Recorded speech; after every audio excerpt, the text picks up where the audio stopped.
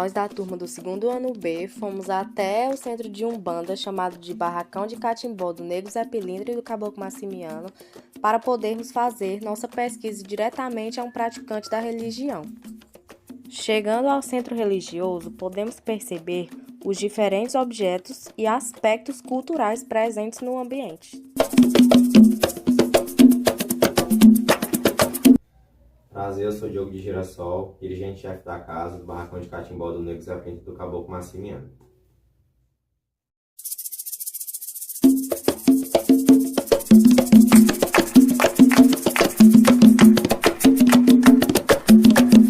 Para deixar claro e certo de que tudo ao qual eu vou falar ou vou explicar, as perguntas que foram feitas a mim, é sobre o meu entendimento ao meu culto dentro da Umbanda.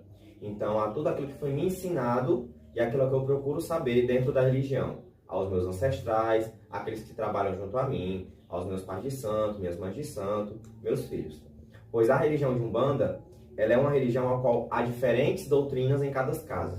Claro que a Umbanda é chamada de religião, porém, em meu ver, ela deveria ser chamada de nação, pois na nação há diferentes grupos, assim como há dentro da Umbanda. São diferentes grupos que praticam a mesma religião, porém de diferentes maneiras.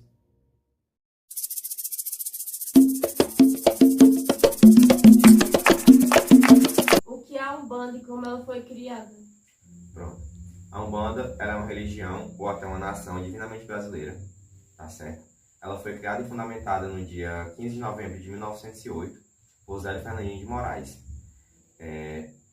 Alguns dias anteriores a esse dia, até uma história legal de se contar, Zélio Fernandinho de Moraes começou a mudar a sua personalidade. Começou a sentir coisas estranhas, começaram a perceber que ele andava um pouco corcovado, falava algumas coisas estranhas. Quem estava querendo passar a mensagem nele era o Pai Antônio, preto velho, a qual era dirigente da Tenda Nossa Senhora da Piedade. O que acontece? Ele foi levado até os médicos, psiquiatras, e esses médicos indicaram que ele fosse até um padre, para que, caso fosse preciso, um exorcismo. Porém, a família de Zélio achou melhor que ele fosse levado até um centro espírita.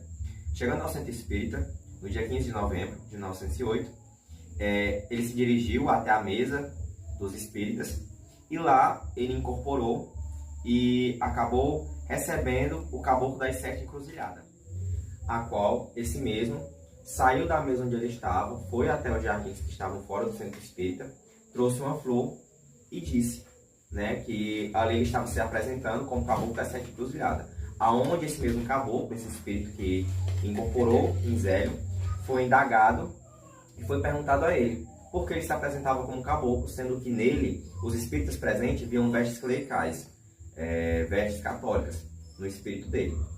Então ele disse, em uma de minhas vidas, uma vida passada, anterior a essa, eu realmente fui um freio de dentro da Igreja Católica. Mas, na minha última vida, Deus permitiu com que eu descesse, com que eu vivesse como um índio brasileiro. E foi essa encarnação que eu escolhi a poder me mostrar. Porque não é possível que não haja uma religião no Brasil, em local algum, que não cuide, não trate de espíritos, a qual vocês chamam de menos evoluídos. Então o caboclo citou isso, que eram espíritos de pretos velhos que vieram da África para cá. E os espíritos naquele tempo tinham a visão de que esse tipo de espírito, preto velho, escravizado, indígena, eram espíritos atrasados no tempo. Que espíritos mais evoluídos eram aqueles médicos, doutores, enfim. Porém o caboclo decidiu mudar isso. E ele disse no dia 15 de novembro que no outro dia já teria a primeira sessão, a qual iria fundamentar e doutrinar a Umbanda, que até no começo não foi chamada de Umbanda, foi chamada de Alabanda. Depois o caboclo desceu e falou que seria a Umbanda, uma religião, uma nação de Umbanda que cuidaria de todos, os espíritos menos evoluídos até os mais evoluídos. Como a Umbanda foi desenvolvendo ao longo do tempo? Pronto.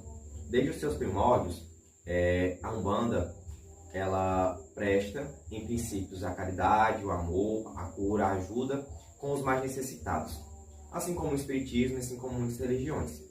Porém, a Umbanda, desde seus primórdios, ela só se trabalhava com algumas linhas, que são os modos de trabalho que a gente chama, que eram herês, preto velhos e os caboclos. Com o tempo, ela passou a aderir mais linhas diferentes, como boiadeiros, marinheiros e diferentes outras linhas, exus, pombogiros. E esse desenvolvimento da Umbanda se deu também de acordo com a evolução do homem, né? A evolução do ser humano, porque a Umbanda, ela aconselha, orienta a todos os encarnados de acordo com a necessidade daquele tempo. Então a Umbanda ela é uma religião que sempre está em desenvolvimento e sempre evolui de acordo com o tempo e com a precisão daqueles que a buscam. Como o médium se conecta com a entidade dentro do terreiro? Pronto. O que precisamos entender primeiramente é que incorporação não é o mesmo que possessão. Muitos pensam que o espírito, a entidade, ela vai entrar dentro do corpo do médium. Isso não acontece. Há a conexão de dois espíritos. Como já foi explicado, o encarnado é um espírito, ou seja, nós. Vamos usar de exemplo. Sou denominado de aparelho, pois eu sou usado pela entidade, pela espiritualidade.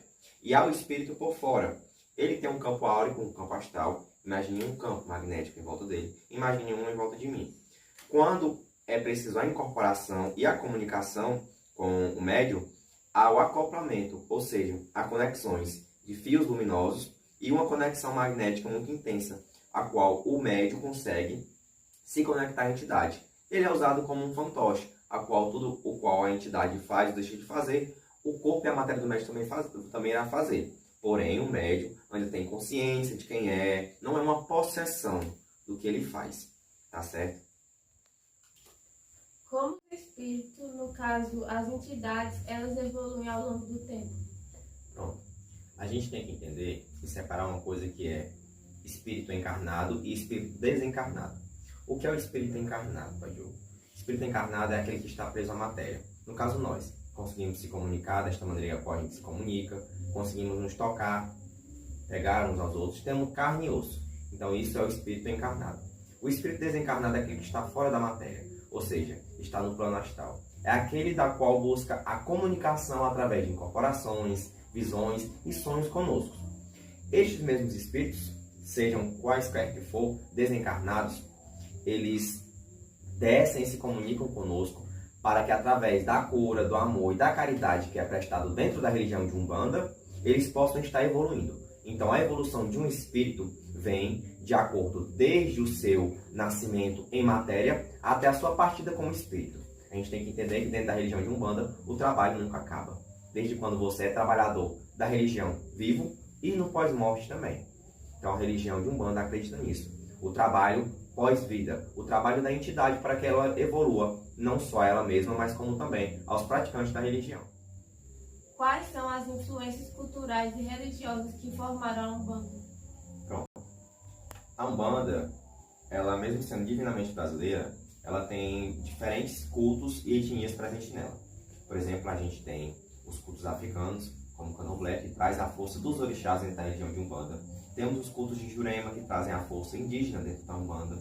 Temos os cultos de Quimbanda, que trazem os cultos a Pombogiras, a Exus.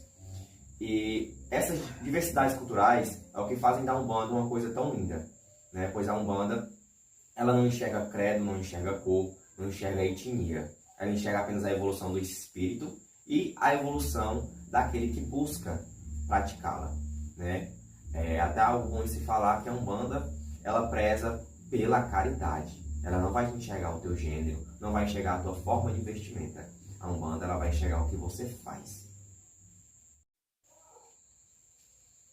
E a religião de Umbanda, muitos falam que apenas outras religiões amigas da nossa que têm cultura, questão de culinária. Mas a religião de Umbanda também tem culinária, como por exemplo a dos baianos. A gente tem as influências culturais, como por exemplo a dos indígenas, né, que trazem o culto às folhas, que são banhos, são ervas usadas em defumações, em banhos, em passes, em limpezas magnéticas.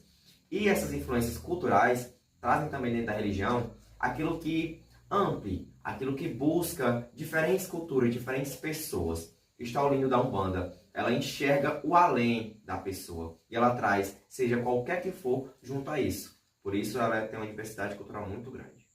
Como você explicaria para uma pessoa que tem intolerância religiosa a energia de um terreiro? Bem, primeiramente que intolerância religiosa é crime, né? Tem lei no Brasil que nos protege, a nós que somos umbandistas, candomblessistas, ou qualquer que seja de algum centro espírita. é crime e a gente consegue se defender por isso. Para uma pessoa que tem intolerância, eu a indico que ela visite um terreiro, para que ela veja o quão a religião ajuda e aconselha os necessitados e aqueles que a praticam, ou aqueles que a visitam. Você que é intolerante, procure saber mais. Não critique sem saber o que acontece dentro do culto religioso. Muitos pensam que dentro do terreiro de Umbanda, vamos matar bode, vamos matar galinha, vamos fazer o mal aos outros. Pelo contrário, aqui a gente está para a prosperidade, para o cuidado e o carinho para aqueles que necessitam. Em nenhum momento estamos matando bode ou matando galinha. Claro que em algumas casas, em alguns cultos, há o sacrifício animal, mas isso não é algo que possa criar uma visão ruim. Até porque nós também nos alimentamos de animais. E a religião só faz o uso também. Caboclo gentil, moro na loca das pedras. Caboclo gentil mora na loca das pedras. Eu moro muito longe, moro no alto da serra. Sou matador de onça e atirador de pedra. Vamos embora, gente. Essa foi a nossa pesquisa sobre templos religiosos. Agradecemos ao Barracão, que é dirigido pelo Pai Diogo de Girassol, e pela Babá Mundinha de Quebra Barreira, pela oportunidade de termos aprendido um pouco sobre essa tão linda religião.